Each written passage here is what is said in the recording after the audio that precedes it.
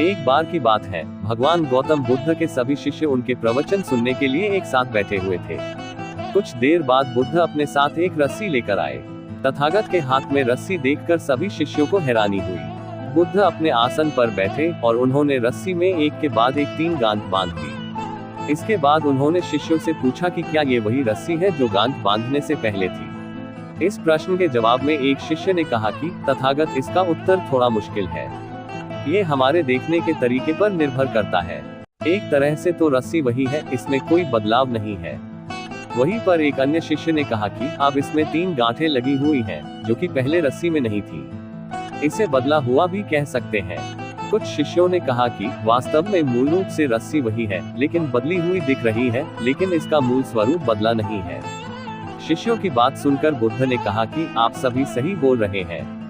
अब मैं इन गांठों को खोल देता हूँ। ये बोलकर बुद्ध रस्सी के दोनों सिरों को खींचने लगे। बुद्ध ने पूछा कि क्या इस प्रकार रस्सी की गांठें खुल जाएंगी। सभी शिष्यों ने कहा कि नहीं, ऐसा करने से तो गांठें और ज्यादा कस जाएंगी, इन्हें खोलना और मुश्किल हो जाएगा। बुद्ध ने कहा कि ठीक है, अब एक अंतिम प्रश्न, इन गांठों को खोलने के लिए हमें क्या करना होगा। शिष्यों ने कहा कि हमें इन गांठों को ध्यान से देखना होगा, जिससे हम जान सके कि इन्हें कैसे लगाया गया है। इसके बाद हम गांठें आसानी से खोल सकते हैं। बुद्ध इस जवाब से संतुष्ट हो गए और उन्होंने कहा कि ये सही बात है। इसी तरह हम परेशानियों में फंसे रहते हैं और बिना कारण जाने ही उनका हल खोजने लगते हैं, जबकि हमें पहले समस्याओं के मूल को समझना चाहिए। जब समस्याओं की वजह समझ आ जाएगी तो उन्हें सुलझाना बहुत ही आसान हो सकता है। दोस्तों, भगवान गौतम बुद्ध ने जो बात कही वह बिल्कुल सही है। जिस स्थिति या परिस्थिति को हमारा मन जटिल मानता है, या यूं कहें जिसमें अनुकूलित नहीं हो पाता, उसे समस्या माना जाता है। कहने का आशय यह है कि समस्या हमारी दृष्टि पर आधारित होती है। किसी ने ठीक ही कहा है कि हमारी दृष्टि ही सृष्टि की निर्मात्री है। बहरहाल, कभी कभी जीवन में बाहरी कारणों की वजह से हमारे सामने ऐसी विषम परिस्थिति उत्पन्न हो जाती है, जिसका सामना न चाहते हुए भी करना पड़ता है।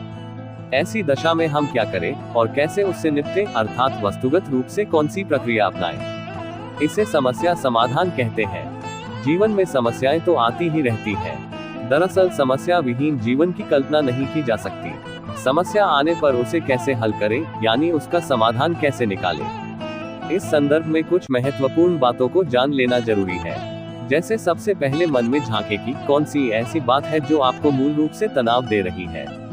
हो सकता है कोई व्यवहार हो या फिर विचार या भाव। समस्या के समाधान का दूसरा पहलू संभावित विकल्पों पर विचार करना है।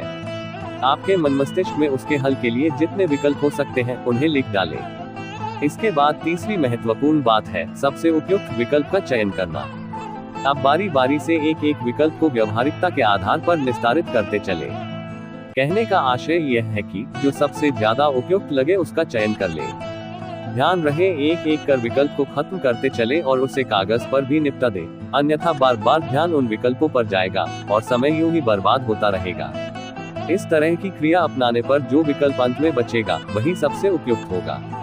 इस संदर्भ में चौथा और सबसे आवश्यक अंग यह है कि सबसे उपयुक्त विकल्प को कैसे लागू किया जाए। वस्तुतः हम सब बहुत सी बातें ठीक ठीक जान रहे होते हैं, किंतु लागू न कर पाने के कारण उनके वांछित परिणामों से वंचित रह जाते हैं।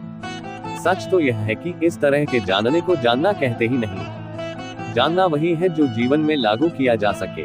तभी तो प्रसिद्ध दार्शनिक सुकरात कहा करते थे कि हम अगर ठीक जानते हैं तो ठीक करेंगे भी। वास्तव में जीवन में उधार का ज्ञान काम नहीं आता। इससे आप अवांछित चिंता से बच सकेंगे।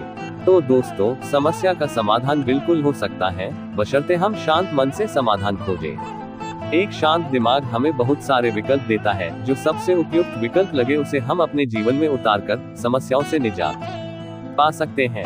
अगर वीडियो अच्छी लगी हो तो इसे लाइक, शेयर और सब्सक्राइब जरूर करें। मिलते हैं अगली वीडियो में, तब तक के लिए अपना ख्याल रखिए।